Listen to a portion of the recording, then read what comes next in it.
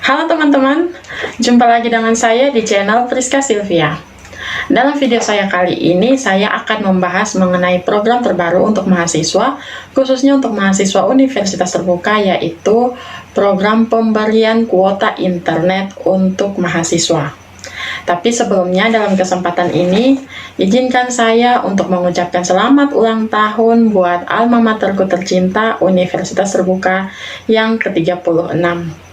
36 tahun memang bukan waktu yang singkat, dan sudah sangat banyak perubahan-perubahan dan terobosan-terobosan yang dibuat Universitas Terbuka, khususnya dalam program pembelajaran jarak jauh. Saya sendiri sudah menjadi bagian dari Universitas Terbuka selama 4 tahun, tapi dari 4 tahun tersebut saya sudah merasakan secara pribadi betapa berguna, betapa bermanfaatnya kehadiran Universitas Terbuka dalam dunia pendidikan dan secara khusus dalam kehidupan saya. Terima kasih karena dengan adanya Universitas Terbuka, saya bisa melanjutkan pendidikan tanpa meninggalkan pekerjaan saya. Sekali lagi, selamat ulang tahun Universitas Terbuka. Terima kasih sudah menjadi yang terbaik untuk kami, mahasiswa dan alumni Universitas Terbuka. Saya doakan ke depannya Universitas Terbuka selalu menjadi yang terbaik dan selalu memberikan program-program terobosan-terobosan yang semakin bagus dalam penerapan pembelajaran jarak jauh. Selamat ulang tahun Universitas Terbuka.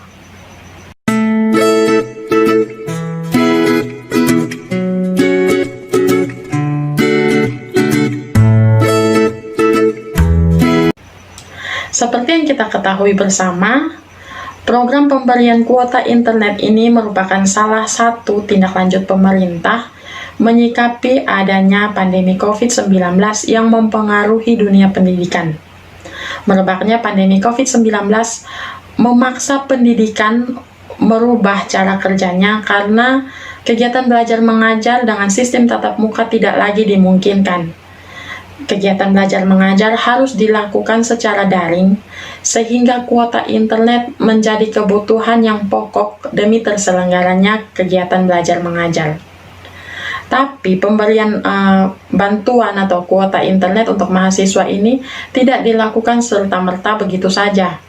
Sudah ada proses-proses atau tahap-tahap yang telah dilalui sebelumnya hingga akhirnya tiba pada program konkret ini yang dirasakan langsung nantinya oleh mahasiswa.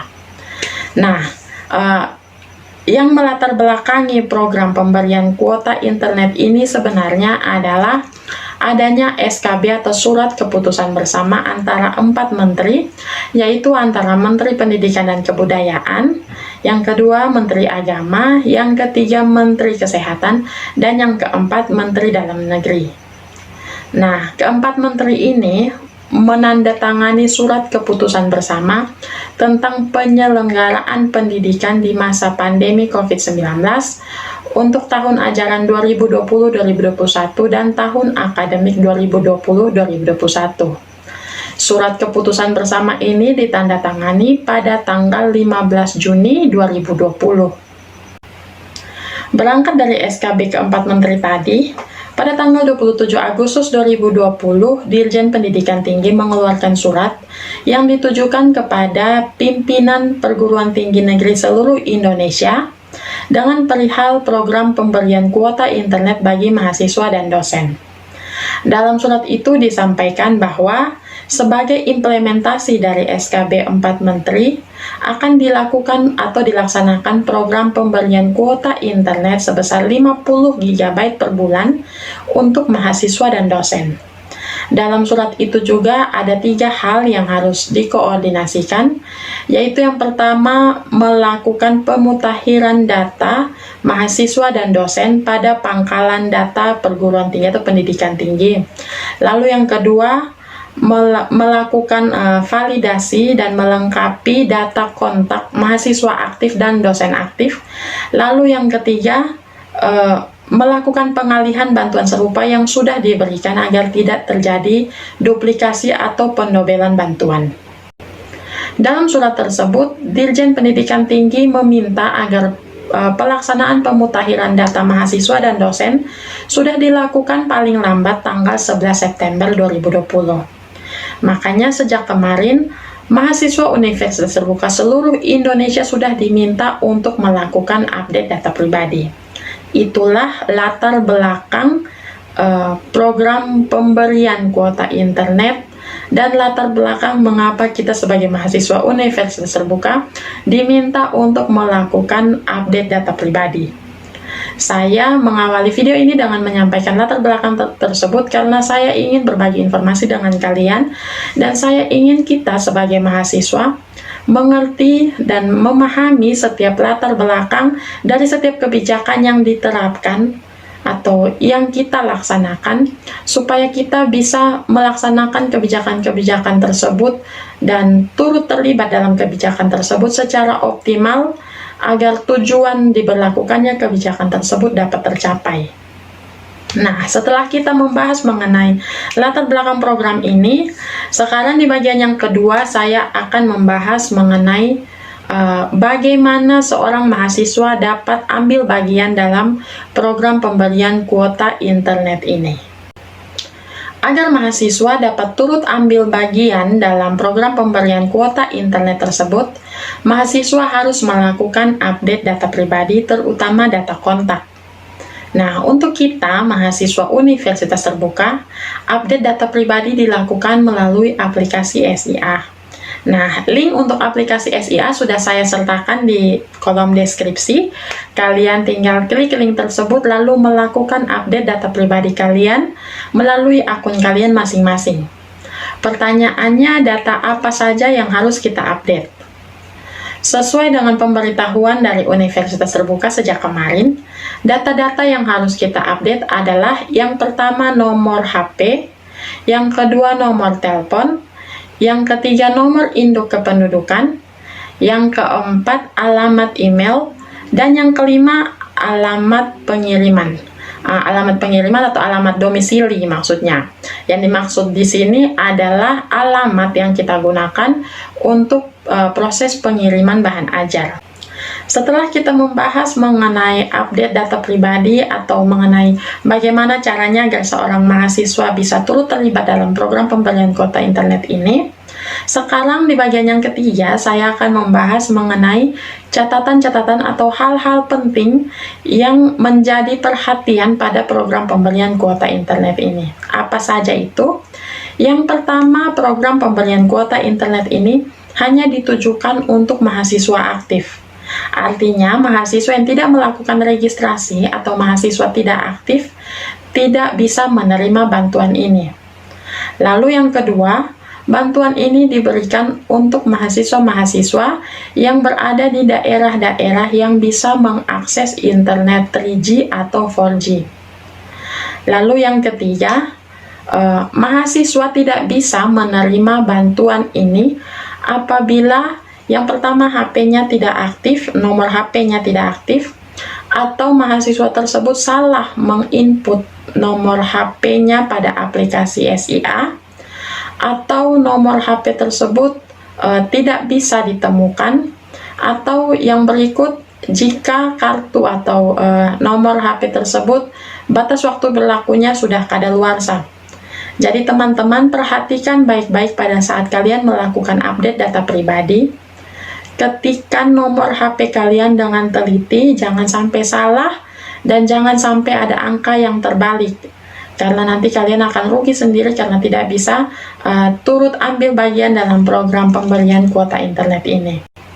Lalu yang terakhir yang harus diperhatikan adalah pelaksanaan update data pribadi oleh mahasiswa melalui akun SIA harus dilakukan paling lambat tanggal 8 September 2020 pukul 23.59. Jangan sampai terlambat. Karena jika terlambat atau lewat dari waktu yang telah ditentukan tersebut, maka bantuan untuk mahasiswa tersebut akan menyesuaikan dengan kebijakan dari Kementerian Pendidikan dan Kebudayaan. Sebenarnya bagi kita mahasiswa Universitas Terbuka, terutama untuk mahasiswa-mahasiswa yang memilih layanan non tatap muka menggunakan fasilitas tutorial online, kebutuhan akan kuota internet ini sudah menjadi kebutuhan utama sejak sebelum merebaknya pandemi COVID-19. Lalu, pada saat merebaknya pandemi COVID-19, kebutuhan akan kuota internet ini akhirnya menjadi kebutuhan utama bukan hanya untuk mahasiswa-mahasiswa yang memilih layanan online, tapi untuk semua mahasiswa dan dosen, karena kegiatan belajar secara tatap muka tidak bisa dilaksanakan. Akhirnya kegiatan belajar dilaksanakan secara daring. Makanya program pemberian kuota internet ini menurut saya merupakan sebuah program yang sangat membantu, sangat berguna untuk mahasiswa dan dosen di saat-saat seperti ini. Hanya saya jadi berpikir kalau kita melihat dari kondisi tadi, catatan-catatan yang harus kita perhatikan mengenai mahasiswa-mahasiswa mana saja yang bisa menerima bantuan ini, saya jadi bertanya-tanya bagaimana nasib teman-teman mahasiswa yang berada atau yang tinggal di daerah-daerah yang tidak tersentuh